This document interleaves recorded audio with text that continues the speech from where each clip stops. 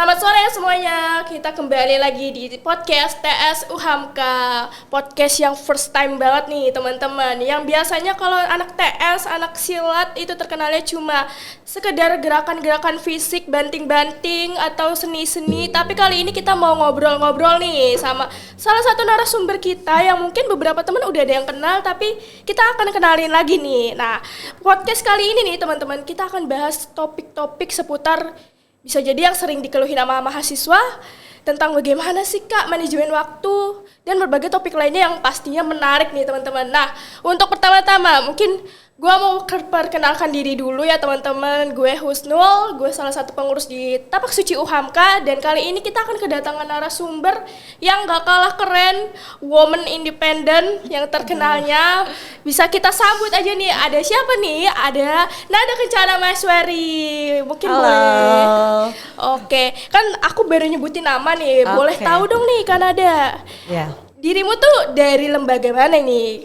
Iya, pastinya ya dari lembaga mana. Aku dari TS, dan kebetulan aku udah di periode kedua sekarang. Jadi TS tuh 2 tahun ya ngejabat, dan aku juga aktif di KMF KIP UHAMKA gitu. Nol. Oh, ternyata orang sibuk guys yang kita Sedikit. hadirin hari ini. Sangat sibuk sepertinya ya. Cukup susah nih teman-teman buat ngatur waktu. Mungkin kan tadi ngomongnya baru kayak dari mananya? mananya Iya. gitu. Pengen tahu juga nih Kak, sebagai apa sih di Oke, dua lembaga boleh. itu? Ya teman-teman, jadi sedikit sharing ya. Aku alhamdulillah aktif di KM UHAMKA ya dari semester 1 sebagai mahasiswa baru gitu, yang baru pertama masuk kampus terus bingung mau ngapain selain di akademik. Aku aktif gitu di 2 organisasi ini. Salah satunya tuh di UKM. Saat itu dulu aku ngejabat sebagai sekretaris bidang, dan alhamdulillah saat ini diamanahkan sebagai ketua umum. Dan juga di KMF KIP, saat aku jadi sekretaris bidang di periode lalu, aku diamanahkan menjadi wakil ketua umum di himpunan, di PGSD tepatnya. Dan sekarang aku ngejabat di DPM sebagai legislatif ya, di tingkatan fakultas sebagai Komisi Hukum dan Perundang-undangan. Gitu Kak Husnul. Wah, serem guys. Ternyata di hukum terus di silat juga narasumber kita kali ini. Nah, dengar-dengar nih Kak, kan aku ngeliatnya kayaknya tadi udah dijelasin panjang kali lebar kali Ya, tinggi. betul. Itu sibuk banget kayaknya ya. Kan Kakak ini masih mahasiswa. Iya. Kira-kira nih, gimana sih ngaturnya ketika Kakak harus dituntut jadi mahasiswa, apalagi memegang jabatan-jabatan yang istilahnya gak mudah gitu. Iya. Untuk ngebagi waktu ya antara keduanya ataupun antara akademik dengan perkuliahan, mungkin yang jadi keluhan teman-teman mahasiswa gitu, yang jadi ketakutan teman-teman mahasiswa ketika mau masuk organisasi kemahasiswaan. Dan ini boleh gue lu kan? Boleh, Santai gak sih? santai kok di sini kita. Nggak perlu Podcast, aku kamu, iya, kita podcast santai. santai di sini. Ya jadi gue tuh ngebagi waktunya kayak benar-benar nge-planning sih sebenarnya ya. Kayak per hari itu gue planning kayak mau ngapain aja di salah satu atau keduanya atau di akademik, itu benar-benar di-plan dan ditulis. Karena ketika kita menulis, menurut gue ya, itu masuk ke ingatan kita. Terus kan kita sering lupa ya, manusia gitu sering lupa. Nah ketika kita menulis, itu gue benar-benar rinciin agenda per hari. Kayak misalkan hari ini harus ngapain aja yang terprogres dari ketiganya gitu, antara akademik atau 2 organisasi yang sekarang gue ikutin. Dan itu ketika kita ditulis dan kita nggak ngerjain tuh kayak ngerasa bersalah sendiri, karena pasti kita ngeliat tulisan itu gitu. Di malam hari kita pasti buka bukunya lagi atau ditulis di tembok. Itu sih cara-cara yang benar-benar efektif dilakukan ya saat manajemen waktu dari kesibukan kita gitu Nul. Oke, ini mungkin pertanyaan yang paling sering ditanyain sama mahasiswa di luaran sana ya. Ketika lo ngomong akademik nih, Ya. akademik, prestasi, organisasi. Pilihan gitu. Iya. Di antara ketiga itu Ya, ya. karena kan banyak yang bilang lu kalau udah aktif di organisasi pasti akademik lu akan hancur. Oke. Kalau gue pribadi disuruh milih ya, pasti kita nggak bisa milih karena kewajiban kita yang pertama itu loh di akademik. Pasti kan kita rugi lah kalau misalkan akademik kita tinggalin harus nambah semester dan lain sebagainya. Kalau gue ngimbangin sebenarnya, tapi karena ini tergantung sebenarnya. Kalau menurut pandangan gue ya, itu tuh gue kadang mengutamakan organisasi karena gue mikirnya tuh banyak banget pengalaman yang bisa gue ambil di luar kelas. Dan itu gue butuhin saat kerja karena jurusan gue sebagai keguruan kan itu sangat butuh gitu. Hal-hal yang di organisasi kita dapat itu sangat butuh ketika nanti kita mengajar, ketika kita di sekolah. Itu menurut gue sangat dapat di organisasi. Makanya terkadang di beberapa momen gue lebih mengutamakan di acara-acara organisasi dibanding ikut kelas gitu. Kalau misalkan momennya bentrok. Dan cara ngejarnya ya kita benar-benar harus baca tuh materi sehari itu. Karena gue jurusannya di FKIP gitu, masih bisa dengan teks dibaca. Tapi mungkin kalau buat jurusan-jurusan kedokteran, farmasi, teknik yang benar-benar harus tahu rumus dan lain sebagainya, menurut gue harus dipertimbangkan gitu. Ketika kita tidak masuk kelas, ya harus benar-benar private belajar ke teman. Gak bisa kita cuma baca PPT terus ngerti, itu benar-benar harus dikejar gitu. Gitu sih Husnul. Oke nih buat teman-teman, kalau yang misalnya masih banyak tanya, gue harus milih mana ya, prestasi, akademik, or organisasi. Nih, udah denger ya dengan jelas tadi penjelasannya. Ada tiga-tiganya kita bisa ternyata teman-teman. Tergantung bagaimana teman-teman nanti milihnya. Tapi ingat ya teman-teman, bukan berarti jadi alasan teman-teman buat di-spend terus, apalagi sampai mudah, oh ya udah gue bisa fokus organisasi aja masa bodoh kuliah gue. Nggak begitu teman-teman, kita harus paham juga nih sebagai mahasiswa. Nah, dari tadi kita udah bahas manajemen waktu mulu nih. Bener. Sekarang gue pengen tahu, kan tadi udah disebutin lembaganya, ada yang sampai ke gue denger ada hukum dan berbagai hal lainnya yang udahlah gue nggak usah memperulik itu lagi. Cuma gue pengen tahu nih, kalau menurut lo, kenapa mahasiswa harus didorong untuk login atau join di organisasi? Gue ini sih dulu pas pertama gue juga mikirnya ngapain sih gitu ya, kayak kita udah dapat nih ilmu yang kita mau buat nanti kerja, kita udah dapat ilmu jadi guru, ya udah pelajarin aja yang didapat di mata kuliah. Tapi ternyata setelah gue terjun di organisasi kemahasiswaan ya udah 3 tahun, berarti sekarang tahun ketiga, itu banyak banget hal-hal yang gue nggak dapet di dalam kelas.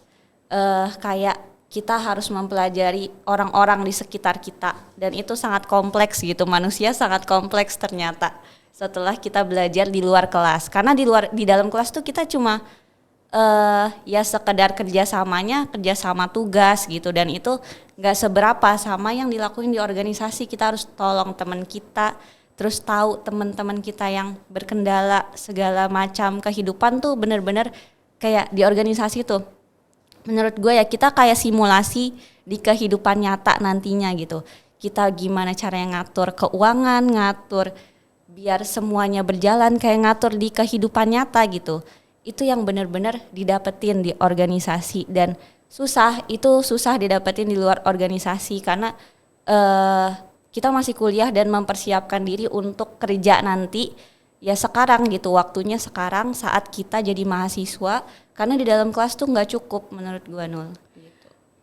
Dan itu lo bikin pusing nggak? Pusing pastilah, pasti banget ya. Pusing banget pas waktu menurut gua sekarang lebih tenang ya daripada tahun sebelumnya, karena mungkin pengalaman itu tadi ya. Tahun lalu tuh gua pusing yang tadi ngatur waktu. Terus abis itu kayak gue udah capek banget ketemu orang terus. Itu sih yang bikin gue capek dan pusing. Energi sosial lu terkuras ya. Energi sosial tuh terkuras. Terus abis itu pusingnya tuh ngatur di keduanya, terus sama akademik tuh emang pusing. Tapi tadi setelah gue laluin ya berarti gue harus punya trik sendiri. Dan tadi trik dari gue berarti ditulis, dan itu efektif ternyata dilakukan sekarang. Oke, kita dapat catatan baru nih, kita bisa pakai trik tulis. Nah, tadi kan masalah dorong nih, mendorong mahasiswa. Nah, peran mahasiswa nih kira-kira apa sih peran mahasiswa tuh yang bisa dia dapatkan atau dia lakukan di organisasi? Peran mahasiswa ya, waduh berat banget nih. Ya dong, harus berat mahasiswa nih. menurut gue ya saat kita ada di organisasi, kita tuh berperan seutuhnya gitu sebagai mahasiswa. Karena mungkin ya kita berdua ya Nul bisa ngomong kayak gini tuh dari organisasi gitu dan bisa didengar gitu sama mahasiswa umum, sama mahasiswa di seluruh Indonesia itu dari organisasi. Nah, perannya sendiri selain kita fokus sama bidang studi kita, sama akademik kita, menurut gue ada peran lain di luar itu. Peran lainnya itu pastinya ke sesama mahasiswa tuh benar-benar harus inspiratif, terus kita harus memfasilitasi, apalagi teman-teman yang ada di organisasi, kita harus benar-benar memfasilitasi mahasiswa buat yang lain tuh terbuka gitu mindsetnya, pikirannya. Kalau kita tuh butuh gitu ilmu-ilmu di luar non akademik, di luar akademik kita butuh banget ilmu-ilmu non akademik. Apalagi kita ya di Tapak Suci kita benar-benar turun langsung di dunia olahraga, tahu benar-benar gimana ngebaginya. Kita nggak cuma organisasi sama akademik ya Nul, BTW sama latihan juga, jadi sama atlet. prestasi. Iya, itu peran-peran mahasiswa yang menurut gue harus diasah gitu dari sekarang. Dan banyak sih sebenarnya yang kayak kita pengabdian gitu dari lembaga-lembaga ormawa di UHAMKA tuh banyak pengabdian ke masyarakat. Terus abis itu kita bisa mengenalkan UHAMKA dengan kita ikut musyawarah secara nasional, itu kan banyak program-program kayak gitu, atau kita studi yang keluar negeri itu banyak banget sekarang dan bisa diikutin sama mahasiswa sebagai peran mahasiswa gitu menurut gua Nol. Betul banget.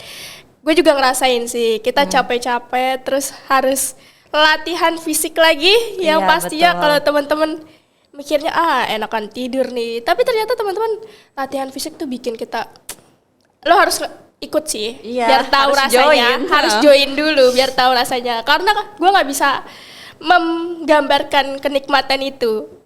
Oke, gue pengen tahu sih, kan dari tadi lo ngomongin bagaimana dampaknya di kehidupan lo, apalagi lo yang akan insya Allah seorang calon guru. Amin. Oke. Dosen sih Nol. Dosen, langsung dosen ya.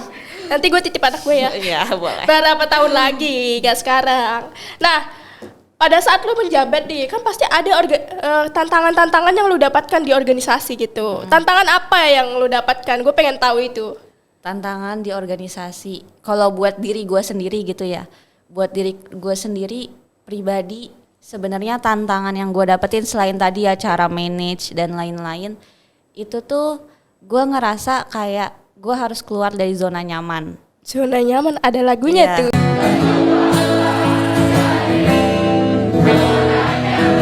Iya betul. Itu gue harus keluar dari zona nyaman apapun itu. Yang pertama, gue dulu tuh males banget bersosialisasi sama orang-orang. Gue males kayak, males deh pokoknya gabung.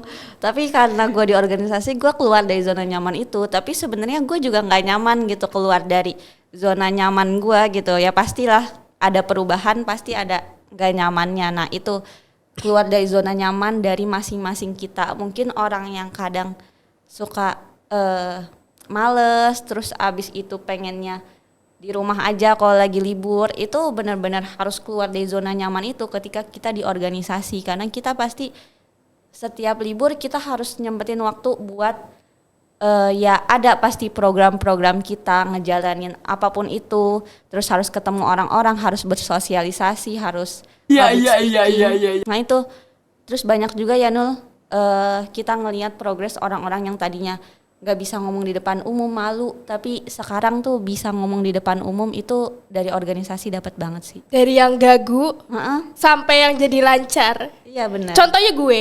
Iya juga. Dulu gue nggak bisa kayak gini bre. Tapi sekarang ya ngomong itu gampang lah, ngomong. Ya. Iya. Oke, itu tantangan yang lu dapet ya. Iya, Tantangannya ya pasti setiap orang beda-beda lah kalau misalnya join. Tapi ini tantangan dari narasumber kita nih bos. Nah, kalau masalah tantangan, oke, kita udah dapet nih.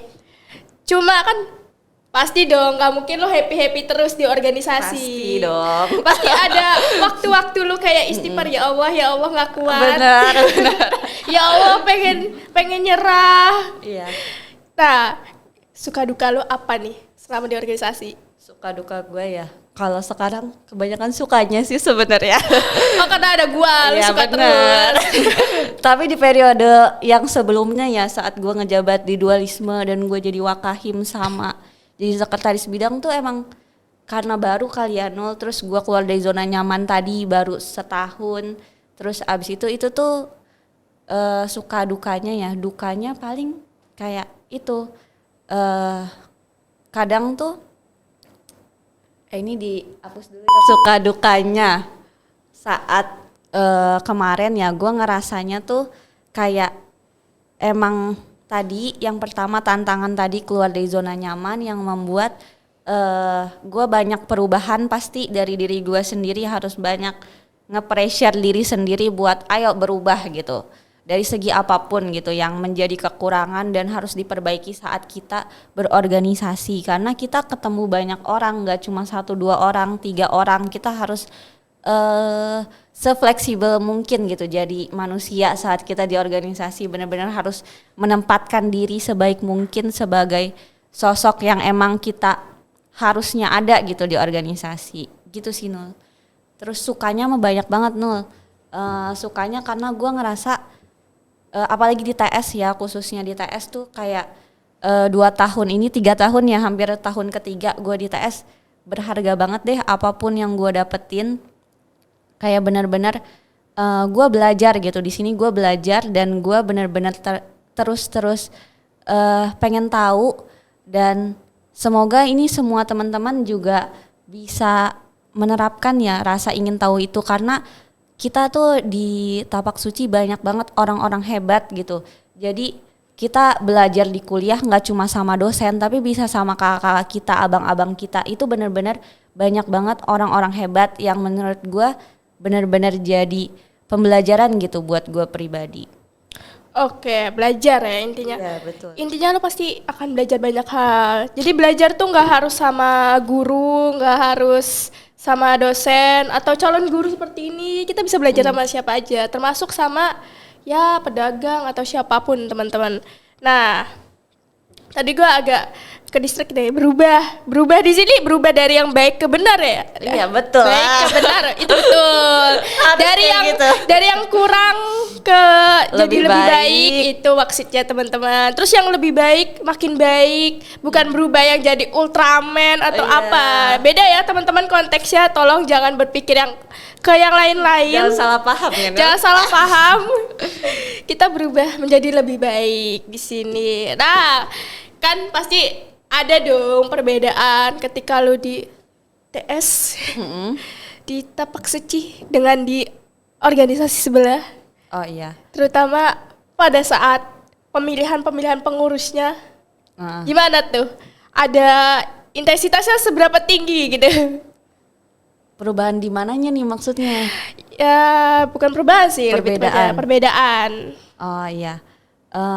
Perbedaan yang benar-benar kelihatan ya antara kita di Tapak Suci itu dengan organisasi lain, tadi kita harus fokus di organisasi dan di atletnya, dan di TS tuh jangan diragukan gitu masalah organisasinya, karena benar-benar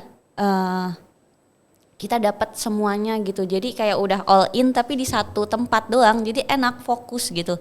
Kita bisa belajar keatletannya tapi kita organisasinya tuh juga nggak main-main. Kita di tingkatan universitas bisa jalin relasi keluar gitu, terus abis itu jalin relasi juga ke pihak eksternal kampus itu sendiri. Itu banyak banget yang gue dapetin di TS UHAMKA tuh, kayak bener-bener relasi yang kita dapetin tuh banyak gitu. Kita harus gimana negosiasi sama pihak eksternal kampus, terus abis itu sama pihak pimpinan yang di luar kampus. Itu kita lakuin gitu Nul di TS UHAMKA.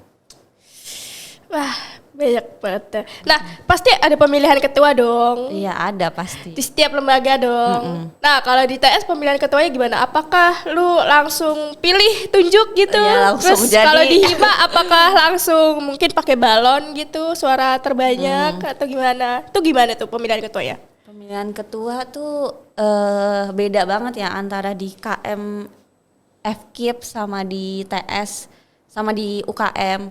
Kalau khususnya di TS ya, di TS tuh pemilihannya kita musyawarah teman-teman. Jadi seluruh keluarga Tapak Suci kita musyawarah besar namanya. Nah nanti kita ngebahas gitu terkait siapa gitu yang sekiranya kita mau amanahkan selanjutnya sebagai ketua umum, sebagai ketua umum UKM selanjutnya. Itu kita musyawarah bareng-bareng, kita mempertimbangkan bersama hasil keputusan bersama, mufakat gitu. Apa plus minusnya, kurang lebihnya dari masing-masing calon ketua itu dipilihnya secara musyawarah. Nah beda sama di himpunan atau BEM itu tuh dia pemilihannya namanya pemilu, hampir sama namanya hampir sama kayak pemilu di Indonesia karena kita make trias politika ya sama kayak di Indonesia. Nah di Pemira itu nanti dia semua mahasiswa aktif itu layaknya sebagai masyarakat di Indonesia wajib untuk mencoblos. Jadi sistemnya pencoblosan. Jadi benar-benar kayak simulasi di negara gitu. Kayak kita nanti masukin nyoblos, terus habis itu masukin ke kotak suara. Itu kemarin yang dilakukan saat Pemira offline. Terus ada kampanye. Habis itu kita kampanyenya ke kelas-kelas. Terus kita bikin promosi lewat banner sebagai calon ketua ataupun wakil ketua umum himpunan atau BEM atau Presma, presiden mahasiswa. Itu dipilihnya seperti itu, Nul. Wih, beda jauh banget ya. Beda jauh. Berasa kayak pemilu dan yang lain nih, beda banget beda ternyata. banget. Ada kampanye ternyata. Iya ada. Nah, dari tadi gue udah, aduh, kita lagi puasa nih. Iya lagi puasa guys. Oke, terakhir. Terakhir apa tuh? Terakhir, nggak janji sih kalau ini terakhir banget. Terakhir, pasti lu pernah beda pendapat kan di dalam organisasi? Iya. Pasti ada yang, wah pendapatnya A dan B, pro dan kontra. Nah, cara lu ngatasinya pada saat lu sama temen lu yang lagi bahas sesuatu terus beda pendapat banget nih, gimana tuh? Pro dan kontra pasti banget ya Nul. Gak cuman sama teman sekepengurusan doang, tapi sama pimpinan kita juga sering pro dan kontra. Itu udah biasa gitu di organisasi. Pas waktu gue pertama ngejabat gue kayak kesel gitu ketika ada orang yang kontra tuh, kesel banget gue. Tapi seiring berjalannya waktu ternyata kita butuh gitu pro dan kontra dalam berpendapat, karena biar diskusinya jalan. Dan organisasi itu kayaknya memang sehat ketika ada pro dan kontra deh.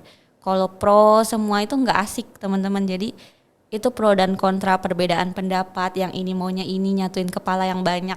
Itu benar-benar hal yang wajar di organisasi dan akan terjadi, pasti terjadi di setiap periode gitu Nul.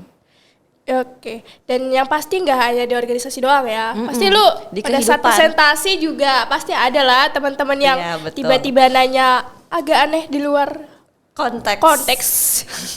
Pasti, tapi enjoy aja teman-teman. Nah, gue nggak ada pertanyaan lagi nih. Pokoknya semuanya keren banget. Ternyata yang kita pikir organisasi tuh seribet itu enggak juga ya dari hasil pembahasan lu. Iya, sesimpel itu. Simpel banget ya. Tapi kompleks. Kompleks. Cukup jalanin, tahu-tahu kelar. Iya, benar. Kalau udah kelar kangen deh. Kangen Ya. pasti.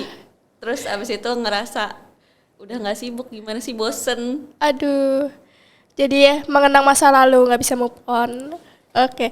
Mungkin yang terakhir bisa gue dapet nih dari Kanada, pokoknya tuh kalau dalam lo pilihan 3 nih buat teman-teman yang masih suka milih di antara 3, prestasi, akademik, organisasi.